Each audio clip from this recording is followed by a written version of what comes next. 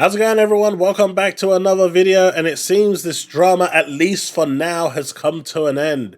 Now, a lot of people believe that this is due to the review bombing, this is due to the negative perception, the complete destroyed reputation of Arrowhead, but honestly, this has got nothing to do with that. The reason why Sony caved into this is for two reasons and two reasons only. And as we're going to read this little script here, you'll soon understand why. Number one, they caved in for this because now there's actually a potential for a class action lawsuit where they can be sued because they knowingly sold that product in a country where they basically knew that the game would not be working.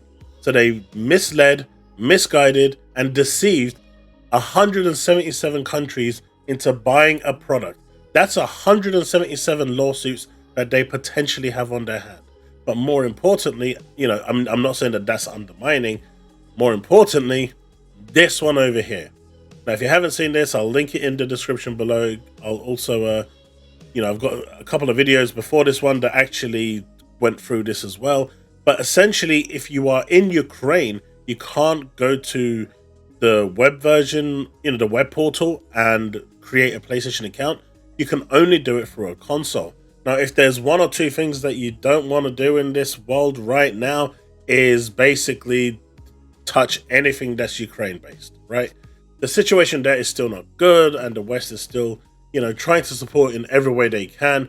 And, there's a lot of support right now and has been for a long time in support of Ukraine.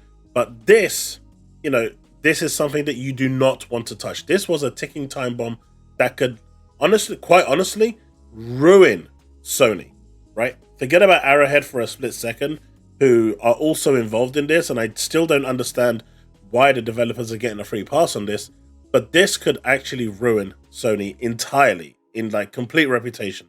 So once this came out, like I was telling Powerboss, my friend, yesterday, once this came out, the decision was but a foregone conclusion. It was going to turn. Now, if this didn't come about into into light, and if this wasn't put forward, and if this didn't start going viral, that Ukrainians had to pay up to $500 just to create an account, Sony probably would have tried to challenge those people that basically, essentially, bought the game in different countries with the knowledge that PSN was going to be required because it was their day one, right? The actual notice of it was their day one on Steam. But this one right here is why it happened. But if you are enjoying this video, do consider hitting that like button, hit that subscribe, hit that bell to stay up to date with all content I release. Now let's get on to the actual main article and let's just dissect this to see exactly what it is that they're saying. Helldivers fans, we've heard your feedback on the Helldivers 2 account linking update. The May 6 update, which would have required Steam and PlayStation Network account linking for new players and for current players beginning May 30th, will not be moving forward. Now, what does this mean? It essentially means that that whole account linking process is not happening for this game, right? It's no longer happening and you're not going to be required to do it. Because two things happened, like I said at the start of the video. One, they potentially have a class action lawsuit from 177 countries waiting to be filed against them, and Sony doesn't really want that right now. It's the bad PR that's going to come from that alone is bad. But this one over here is the absolute kicker. This one right here. Now, if we just get to the actual thing here, and if I just maximize this, you can see that, if you're in Ukraine, you cannot actually get a PlayStation account through a web portal. It has to be through the console. And you do not want to make their lives any more difficult than it already is. Trying to do that is basically you just washing your social credentials down the drain. But, this is the second part here that's really important. We're still learning what is best for PC players, and your feedback has been invaluable. The fact that it's taken this long for them to respond is basically them seeking PR advice, legal advice, to see if they can get away with it. And they realized that at this point, The 177 lawsuits would have been a problem, but the Ukraine situation, nah, there's no getting around that, right? Thanks again for your continued support of Helldivers 2, and we'll keep you updated on future plans. So what this is telling you here is that for future plans, what they're going to do is make it known day one that this is going to be a requirement. They're going to make it very clear that this is going to be a requirement. Now, if you don't want this to happen day one, then what you do is you don't pre-order those games, you don't buy those games, you don't touch those games, and you make sure that you speak with your wallet when it comes to this, and that's how you protest it. You don't destroy a game by review bombing it, even though on this occasion it may have looked like it worked, it really didn't. What actually worked was those 177 lawsuits that was impending and coming towards Sony because they sold the game under false pretenses, false guises, and of course the Ukraine situation. Those two completely and totally eclipsed everything else. Sony would have ridden all that, through day and date, and that would never have been a thing for them to contend. This is this is a win for the community, regardless of how you want to look at it, regardless of how they actually got there. At the end of the day, the backlash from the community eventually paid off. Will those negative reviews actually now be reversed? That's 200,000 people. I sincerely doubt it. While this is a victory, Pirate Software says he's the one that actually did this. While this is a victory for the players, you've left a lasting stain on your brand as a publisher. Many people have very little reason to trust Sony going forward.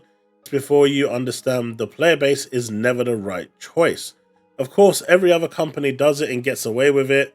So I get what he's saying, but there is thing. Fans and devs won. Maybe next time listen to devs. Clearly Arrowhead is in tune with the gamers. Arrowhead knew about this since day one and didn't oppose to it until the shit hit the fan. So I'm sorry, Ethan, but you are wrong. They knew about this. Great. Can we expect all future games to also not have it? It's going to have it. Imagine if PC players stayed quiet like the fanboys wanted. Kudos to all the PC gamers. Again, Astro, this has nothing to do with, honestly, the review bombing probably had almost zero to do with this. The one thing that had a lot to do with this is this.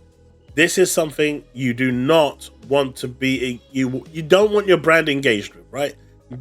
You don't want your brand doing anything negative to Ukraine right now. Because that is brand you're destroying your brand essentially. And, should have never made it past the meeting room, but here we are. Glad someone has some sense over there though. But this is going to come back, and you can clearly see that by them saying we're still learning what is best for PC players, and your feedback has been invaluable.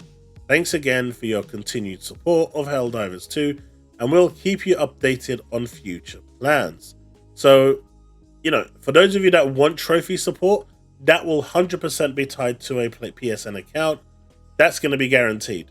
But for future games that are going to come, my understanding from what this is saying here is that they are going to make sure that it's ironclad communicated to everyone with concessions made to those 177 countries that don't have PSN, or they're going to double their efforts down and try and get that PSN access to as many countries that they can that don't legally ban it, and then make sure that there is no issues going forward.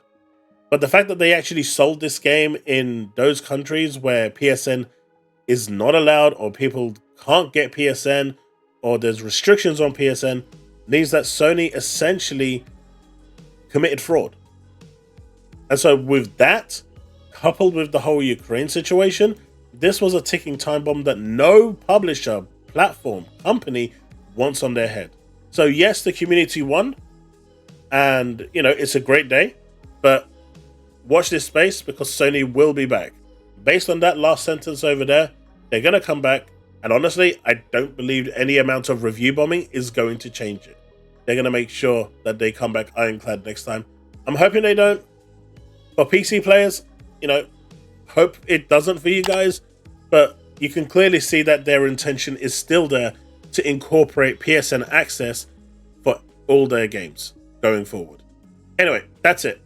Well done, everyone. That's me. Thanks so much for watching, and I'll see you in the next one. Remain legend.